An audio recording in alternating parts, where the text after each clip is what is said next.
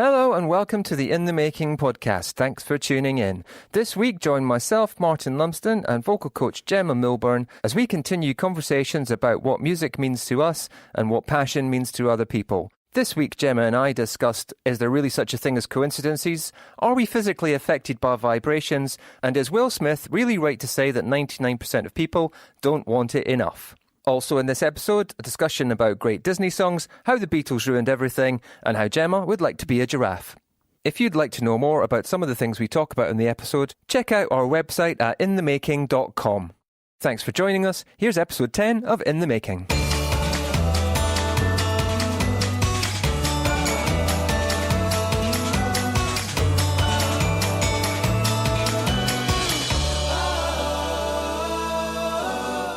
I never even thought of the concept of warming up when I was a singer. Oh, I didn't. And I know that there were things that I struggled with when I was trying to sing that were like, well, what did I... Like say simple things like knowing, I can sing this song really well, I can't sing this song really well. What is the difference between these things? Sometimes even if they're in this... we talked about the right key. But sometimes if they're in the same key...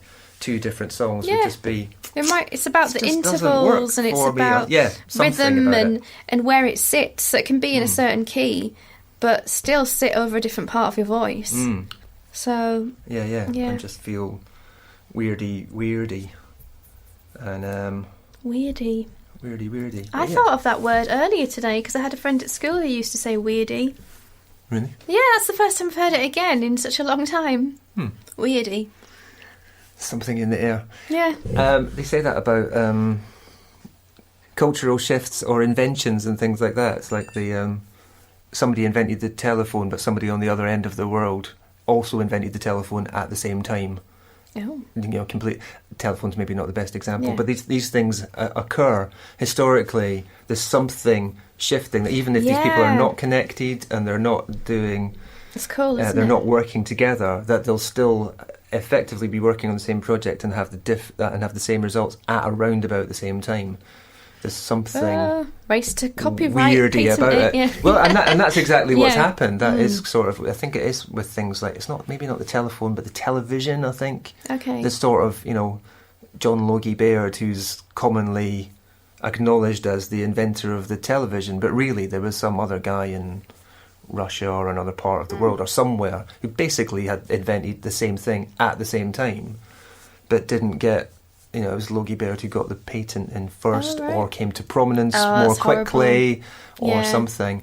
And I'm sure there's other things like research into DNA and stuff like that those amazing findings. That's research really papers though. that go in at the same time and you go, they just got there first. Snooze you lose. Yeah, a bit of that. But I think the more interesting thing was how these things just tend to happen at the same time.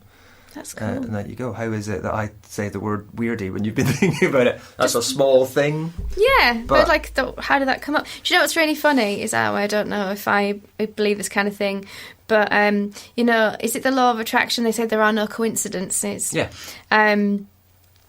I started to think about that, and then this is really random, but I was on a train listening to a podcast, and someone mentioned the surname Birchall, right? And I looked down at the cup of tea I had in my hand, and the tea bag said Birchall on it, and it was just like Birchall. It was just such a weird moment, and I was just like, what's that? And then I was writing an email to someone a week or so later, and it was an email that was a bit like, don't know whether I should send this or not, maybe I need to think it through a bit more. And something popped up on my Facebook and it said someone Birchall had said something, and I went, is this a sign? Is that a sign? Yes, you should send the email now. So I did, but nothing great came out of it because it was quite insignificant. But it was just things like that when you go, is there anything in this? Or am I going mental? Or am I buying into some kind of... I'm getting signals. I don't know. I'm getting signals. Stuff. I don't know. It was weird. It was weird. I think we're slightly conditioned to look for links in things anyway. I think that's going back to the sort of human nature thing. I think we are naturally puzzle solvers. Okay. I think it's partly why we sort of suffer a little bit as a human species from feeling uncomfortable with everything, a little bit like, it ought to be better. I think it's partly in our nature to look for problems to solve. Okay. So even within ourselves, we think that there must be something to fix. And that is a common, I don't know, I'm not trained in this, but a symptom of anxiety and OCD. Yeah. People who have OCD are looking for an issue or a problem to solve. Something needs to be resolved. But I think that there's something, it's something innate within us that has that going on, and then you've got the degrees and what happens. But I think there is something about that in what you're talking about with the coincidence. I think we are kind of wired to look for connections in things. Yeah. So we're already aware that there may be, so we spot them quite quickly when they come up, whether it's coincidences or not. This is my interpretation, my view. I don't know if it's true or not. I don't know. But it does connect with what you were talking about, and what I was saying about this sort of worldwide things all happen at the same time. There's something... Synchronicity. Yeah, it's like... I know when we were talking earlier on, you talked about vibrations. Yeah. And that sort of law of attraction and the secret, and talk about are your vibrations aligned and all that kind of stuff. Yeah. Which I think does sound really kind of... woo. I've sort of... how do you say this? I've squared that circle by I sort of think of it scientifically. Yeah. So what are we talking about? And there's fundamentally, I think, kind of scientifically, we talk about everything is energy, everything is molecular, if you like. So although we visibly see objects and having constituent parts like the chairs that we're sitting on, the table in front of us, the coffee cups, all of that stuff. But actually, if you were to observe these things at a very molecular level, like really get in microscopically, at a microscopic level, there's huge spaces between the molecules, and it's only the way that we perceive them. So it's all energy. It's all being bound by energy, and the boundaries that we see are actually, from a scientific point of view, as I understand it, they're actually quite narrow. They're just like... so everything that seems to have physical form, what we consider to be solid, is maybe not as solid in scientific levels that it is. So when you think of it on that level, you talk about things being energetic, then you can start to... now I'm going woo-woo. But then you can start to think, well, if I'm engaging, I'm not separate. I'm not separate from everything else. Oh, wow. Love that. It's all, it is, and I don't. And I think Flow. Again, like going back to this kind of human experience, it is like one of the issues that we suffer as a species. Again, is like we think of ourselves as separate from everything else. We think of ourselves as separate from the world. Yeah. We see ourselves as observing what's going on rather than being part of it. Yeah. And I think it creates a whole load of problems. Really. In terms of how we relate to nature, how we relate to our environment, because we think we're separate from it. But an energetic, it literally is at an energetic, scientific, molecular level. It's all infinitely bound together. And isn't wow. it? That was a good sentence.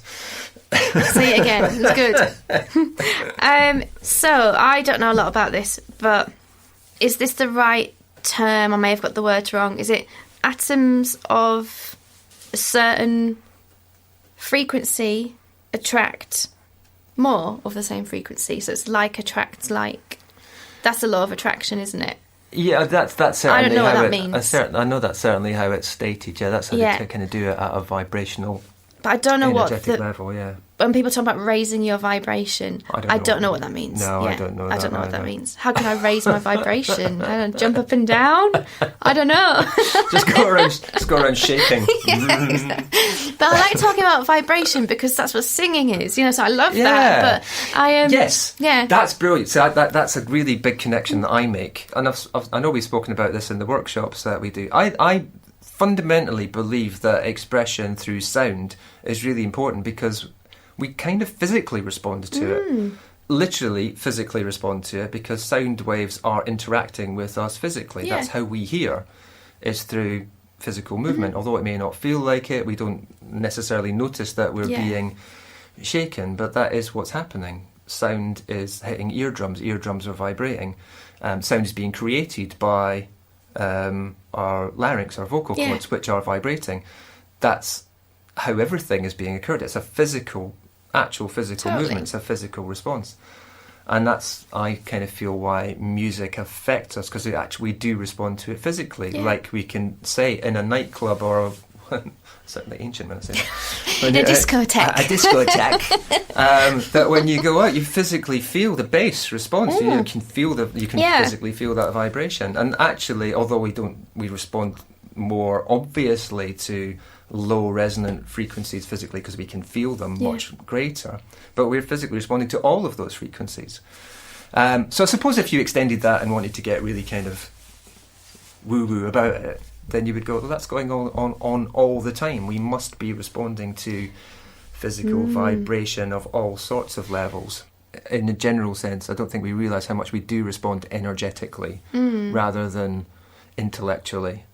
We do have intuitive senses that we respond to, but I think we tend to overthink things. Yeah, definitely. We try to work it all out instead of really trust our instincts. Totally. And obviously that serves us well. Our knowledge and our intellect has served us well in terms of developing tools and evolution and all sorts of things which have really supported what we do, but we're also losing a little bit of ability to work more intuitively, to stay in tune with what's going on around us, and really understand that is environment affects me, what's going on around me affects me. It's not just knowledge and skills.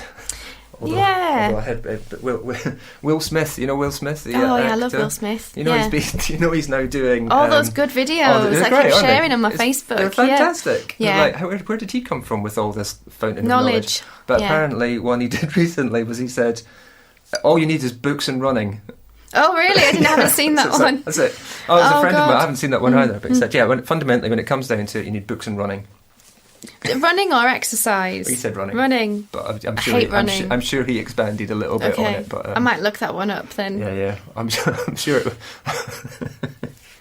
Books and running. Because you can take these things very literally. Yeah. He literally meant books and running. If you've not got you don't books need and you're not running. food, you don't need people in your life, you don't need anything. Yeah, no money. But I would guess it was more kind of expression of, I would anticipate it was more an expression of knowledge and exercise. Yeah. It's kind of understanding and movement. The ones that he did the last couple of days were about self-discipline and self-love. Self-discipline, I think I posted that one. I don't know about self-love. Yeah. Well, that was I think it was a sort of a follow-up, because he said, when I talk about discipline, I do mean loving yourself, because discipline, because what he said was discipline can sound like punishment, but that's not what I'm talking about. He said it is like having the discipline to know what's good for you.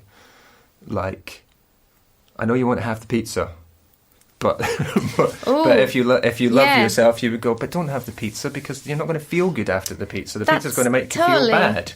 So that's what I meant when I said about the difference between being kind to yourself and indulging yourself. Yes. Knowing actually what you want in the long term and allowing yourself those opportunities, and sometimes that might mean resting. Yeah. Like I need a holiday or something because I'm knackered, or I might actually need to take time off because I'm ill, because I want to feel better and be able to do it in the long run. Not, when people say stuff, I see all these inspirational quotes and things on Facebook, and some of them I think aren't very compassionate. So sometimes they're like, quitting is never an option. I'm like, yeah, it is, if it's bad for you. Do you know what? Some things are not right for you, and recognising that and quitting is good. Quitting smoking is good, right? And some things are just like, never give up, or, they're just so, like, uncompassionate. And I think that self-love and knowing when... So I can be quite self-indulgent, like, I'm hungry... Dominoes. It's like, I probably don't need Dominoes. I could probably have, like, something healthier. I've had a bad day, down a bottle of wine. I don't actually do. I don't really drink very much. But, I don't. Too but late. It's like, cat's out the bag. No, I honestly don't drink very much. But it's like knowing that you need something to take care of yourself, because you may have had a hard day or whatever, but what you might need might be a bath and an early night, and a healthy meal, rather than, I'm going to go all out and, totally indulge myself, so it's knowing the difference between those. That's very much what he was saying. Was Will Smith? That Will Smith, We're in synergy.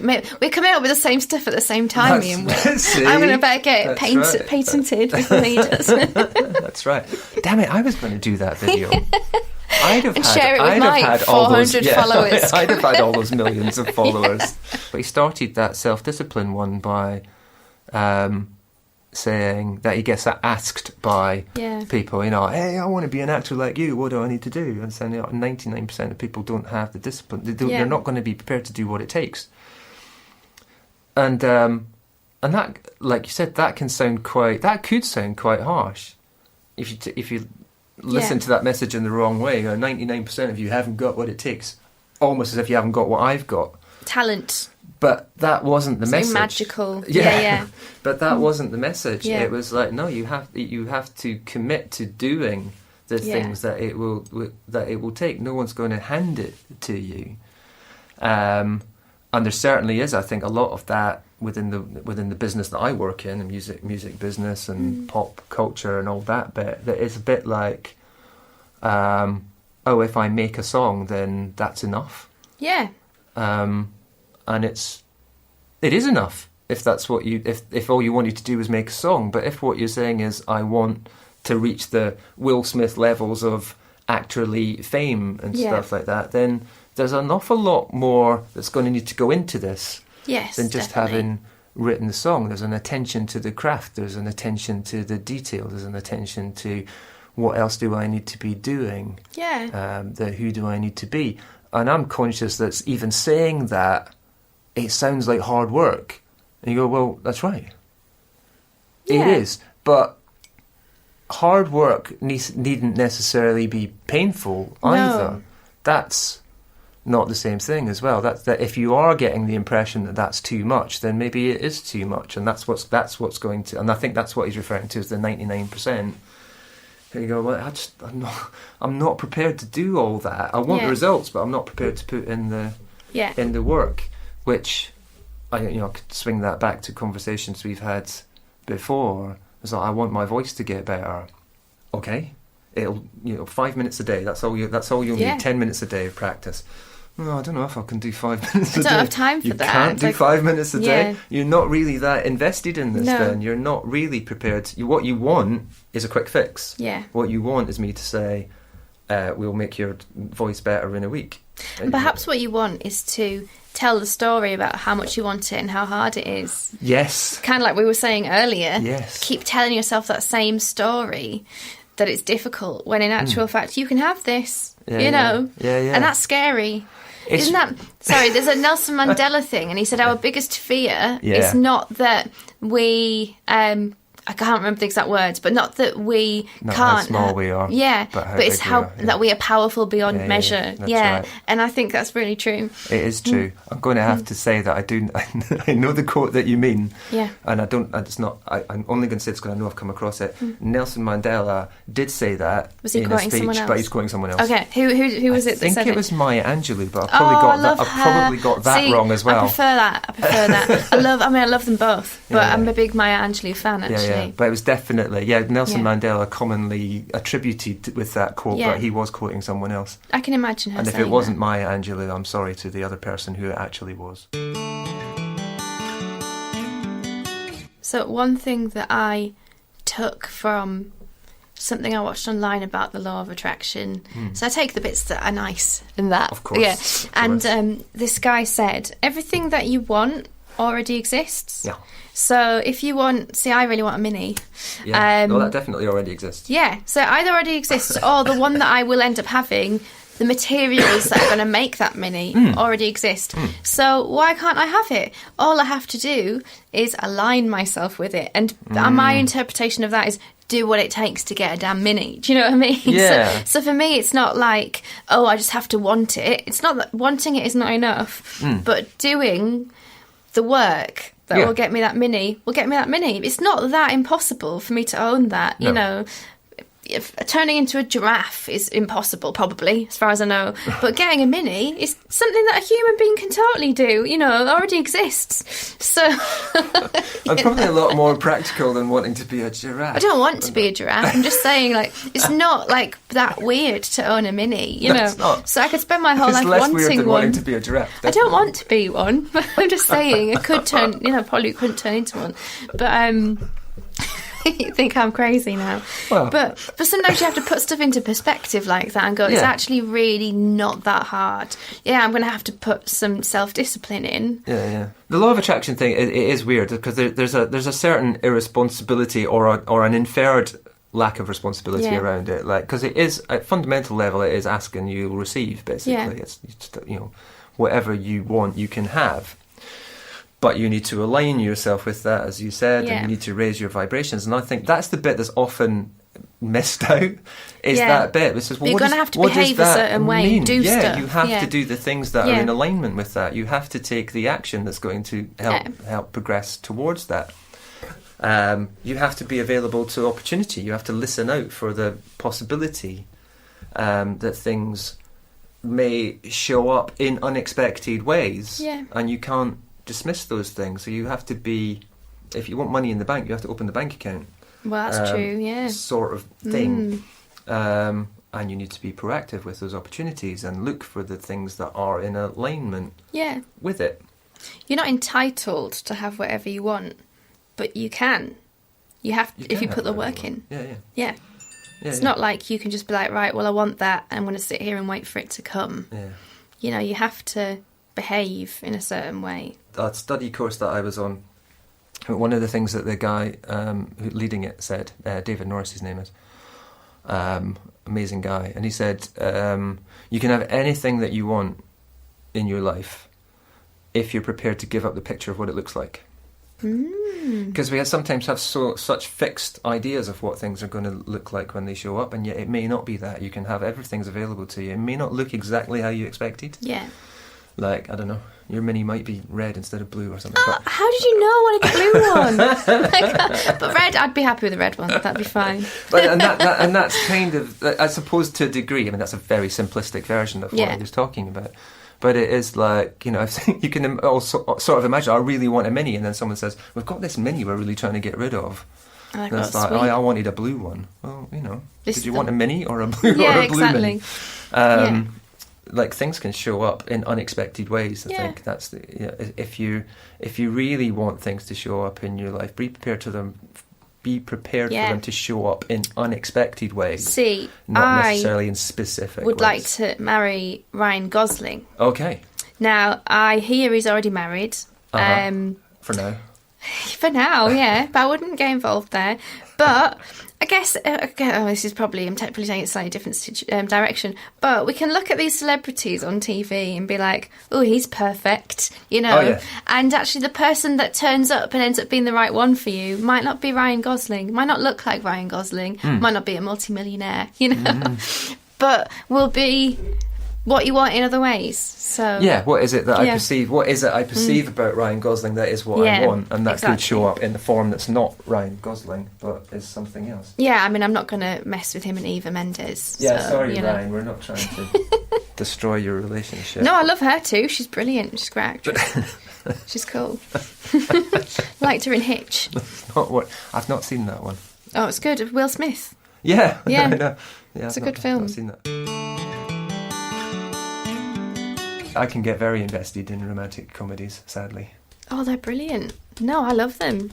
Yeah, it's my favourite kind of film to watch, actually. Or animations. I like the Pixars and... I don't watch many of them. What do you call them? The Studio Ghibli. Yeah. See, I like people that I can relate to. Not drawings. I can't relate to drawings. What's the one I watched recently? Zootropolis. Oh, I heard that was very cute. It is quite cute, yeah. Wasn't one of mine. It's all right.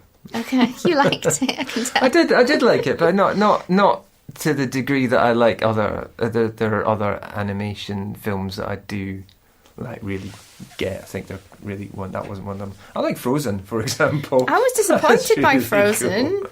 It was so much hype, so I sat down to watch it and was it's okay. Yeah. But preferred Tangled. It doesn't. Yeah, I like Tangled. Yeah. It doesn't help when they're hyped up. No. It's a great song in Tangled. I see the light That's a cute song. Is that the one? Is it like a romantic ballad? Yeah, no, it's not that one. I think there's the one. There's the one when she's with her mum in the tower. Oh, yeah. I think that's. I can't remember. It's so good that I can't remember it. It's so good. On our next podcast, I'm going to get you to sing it. I'll have to watch the film again. That's okay. To do surely. Oh yeah, that's fine. What was? What was this song? Because I heard this on the radio last week, and I'd watched the film not that long ago again, and thought, oh yeah, that's a really good song. And it's another Disney animation, Hercules. Oh, I've heard that's good. One of my friends, I've never seen it, but one of my friends loves it. It was the one they did after Aladdin. I think it's slightly suffered in comparison to Aladdin, because it was... Because Aladdin was huge really success. Good. Yeah. Hercules... It's like a gospel. Really, really good as well. Yeah, they've got because it's a Greek chorus. It's all kind of, so they do a kind of Greek chorus version of it. But there's a great song in that. I think it's called "I Won't Say I'm in Love" or "Don't Say I'm in Love" or something like that. Oh. And it's great because it's a kind of 60s Phil Spector type. Oh, cool. That's probably a really bad analogy, but it's that kind of vibe, 50s, 60s thing. And it's a really good song. And I heard it on the radio the other day. I thought, how good that they're playing a song of this film. See, I need to watch that. I know I do. I'm actually very girly in my tastes. So Hercules never was quite girly enough for me from what I could see. But I could be wrong. But I prefer I like a strong female lead in things, like you know, like Princess Jasmine. Or Ariel, but I don't know if there is one in Hercules. I think there is. I wouldn't say that Disney are renowned for their strong female characters. Well, I don't mean strong, but one with good recently. songs and cute clothes. I know what you mean. I mean, I think latterly they have with Frozen and Moana as well, which is I still haven't seen that. But that's good as well. Yeah, that is good. See, I watched them all. The female lead in Hercules, the female character in Hercules is quite, it's all right. Cool. Because there's a bit of conflict because she's sort of supposedly in league with the villain, but then falls for the hero. So it's there is a kind of conflict going on. So it's quite interesting. I would say she's a bit sassy as well. Is so she? I think it's all right. Okay, I'm okay with sass. Sass is good. Yeah. I wonder. I'm just wondering to myself whether I like these animated movies because they're actually got lots of songs in them generally. I mean, the Disney ones definitely do. They're sort of they do normally have a nice sort of musical structure. Yeah. But that's not because I think I was going to say Toy Story, which I do love as well. Yeah. It's got less songs in it, but it does have songs. It still has music in it. Yeah, yeah. I wonder if that's what appeals to me. Oh, don't know. bit of the childlike musical stuff. Yeah, I mean, I don't know. I don't know if I'm a big fan of musicals. I don't not like musicals, but I don't know that that's the kind of thing. It's not a passion of yours. Yeah. No, my brother's much more into musicals. He's a big fan. Frozen. Just going back to that because I remember seeing, and I love these things. A breakdown of the Let It Go. Yeah. Like a song breakdown by a musicologist or whatever, looking at why this is such a successful song and what makes it successful. I can't remember what he said, but that's helpful. It's not really useful. But I do like that idea of exploring what goes on in songs and songwriting, and what's in them that makes them successful. A lot of what he was talking about, or whoever it was covering Let It Go, was talking about the exploration of personal freedom. You know, that kind of casting off the expectations of how you're supposed to be and living your own life. So he said, lyrically, there's a lot of power in it, but also musically, how it's put together and how it develops. And I can't remember, it's a long time since I watched it, but I found these things fascinating. The one bit I can remember from what he said about it is the very last note. And said, and none of these things should be considered casual. No, why is that there? At the very end of the song, there's this bing. at the end, and it plays a particular role in the song of itself. Okay, dramatically it works quite well when you see the kind of visuals in the movie, but also in the song itself, it creates a certain tension at the end of the song because that's cool. Yeah. And I love these things. There's another podcast that I listen to a lot called Switched on Pop, which does this. They look at pop music and they break down the songs and go, what's going on in this song? Why is it good? Why do we love it? Why do we love to hate it? What's interesting about it? That sounds cool. They're really good. They're interesting guys as well. But fascinating looking at the songcraft of Taylor Swift as an example. Yeah. But definitely. then they've done various other artists. They've done just specific songs. And yeah, it's really interesting as someone who's working with artists, producing songs and working with the songs that they've written. So how do we develop this? How do we make it something more than it is as a song? How do we create a story within this? How do we create movement in it? How do we make it interesting so it just goes beyond what the simple structure of it is, and the things that you do that make sense musically. That's what I like about this podcast, because they even refer back to this as well and say the things that they've done musically in terms of production, we're talking about them as being incredible ideas of composition and musicality and production that enhance the whole song, but also recognising that it may not have been intentional. Yeah, I love that. That may have happened by accident, but that doesn't lessen the impact of it. No, or make it's better it when it does happen by accident, and then you can look back on it and go, whoa. Yeah, that really makes sense, because they talk a lot about text painting, for example, which is when the what's happening with the music, the composition and arrangement reflects what's happening with the lyric. Yeah. So if the lyric starts to say, I don't know, I'm going down, that the music goes down at the same time. Yeah, totally. Very simple example. Not. Or to create a sense of unease. Or irony. Senses of unease as well. Yeah. How you create that, how you create tension, why tension works. And yeah, I love listening to it, and I love the acknowledgement, as I say, the fact that they're approaching it as a songwriter and a musicologist, so they are coming at it from, to a degree, quite a technical level, but they're also doing a bit of, I just love that, and I love it because it does this, and I know that they may not have meant that, but isn't that great that in hindsight as well, even as the songwriter or the producer or the singer or the artist, you can present something outward with one intention, and then the people who are listening to it get something more, greater, different from it. You go, wow, I didn't even think of that. That's amazing. Yeah. That's amazing. I think I didn't have that in my mind when I did it, but it's amazing that you got that. It's manifested itself somehow to that. Yeah, it's really cool. Part of me wants to go as a statement then, there's so much skill in professional songwriting that happens, but then also I think also reflecting some of it's just intuitive. Yeah. You think, why does that work? It wasn't it wasn't scientifically approached. It wasn't like, we have to do this because this is happening. It was like, I really feel that when the song does this, that what it needs is that. And I can't explain why. Someone smarter will come along and explain why it works later. Yeah, totally. But at the time that I'm doing it, I just felt that was the right thing to do. And this might be controversial, but I always think of the Beatles when I have this conversation with people, because they were such normal guys, not conservatoire trained musicians, who then produced this groundbreaking, kind of timeless music that we still sing today, that we still love today, and that really is moving, and that most people have an opinion about. And, surely a lot of that was by accident. Right place, right time, Yeah,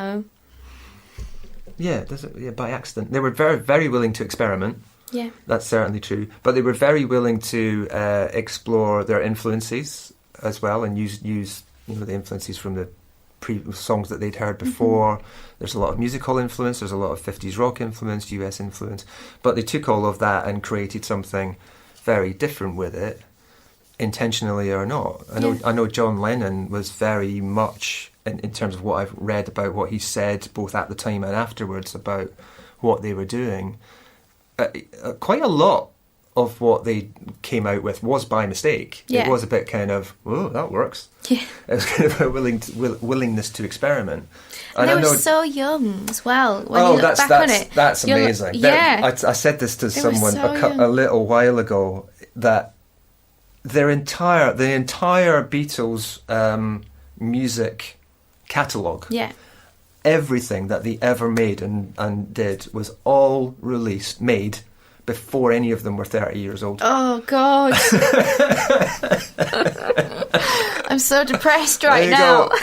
Can that be true? But everything that they did, none of them were 30. And as well, something I think is lyrically, they talked about some things with real maturity that they probably didn't even have. You know, we know that, you know, they weren't all necessarily like, I don't know, they had divorces and stuff, didn't they? And it's not like they were like these wise men. You know, they were just writing stuff and just coming up with these beautiful things. And and they're these 20-year-old boys who, you know, are probably really annoying. I don't know. That's so cool. Yeah. If I ever get around to writing a book, all I've got is the title. Okay. But the title is The Beatles Ruined It for Everyone. Okay. Yeah, the Beatles. Because how do we possibly recreate that, like you said, that lightning in a bottle thing? Yeah. That short period of time where there's just an explosion of creativity, like culturally, musically, technologically, everything seemed to come together. Yeah. And somehow they were the best at harnessing all of that and making something that's just really stood up for such a long period of time. And now we're all like, how can we be as good as the Beatles? That's kind of that's everyone's thing. Not necessarily wanting to be like the Beatles, but how can we recreate that? Yeah. Productivity, creativity, impact. But do you think that maybe trying to recreate that is the wrong way to go? Completely. Because then it's like, I must create this rather than the organic. I must be like the Beatles, or I must be the anti-Beatles, or I must be something else instead of just being what you are. Yeah. But that's my book title. Well, I'll figure that out.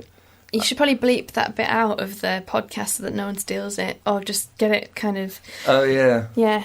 So that bit of the podcast will go, the title of my book is beep, beep, beep, and then every time we repeat any of the words, more beep, beep. Or just get it kind of. No, it's fine. You know, get a legal team in now so that no. Yeah, that's one fine. Well, if it goes on the podcast and online, then I'll know it existed beforehand. You see, so they can steal it, and I can claim it as copyright. Oh, okay, that's fine then. Yeah. Yeah. And it's subtitled, and what they didn't, Bob Dylan did. That's the aim. Okay. Yeah. But no content for it. No, just the title. That's fine. Okay. Yeah.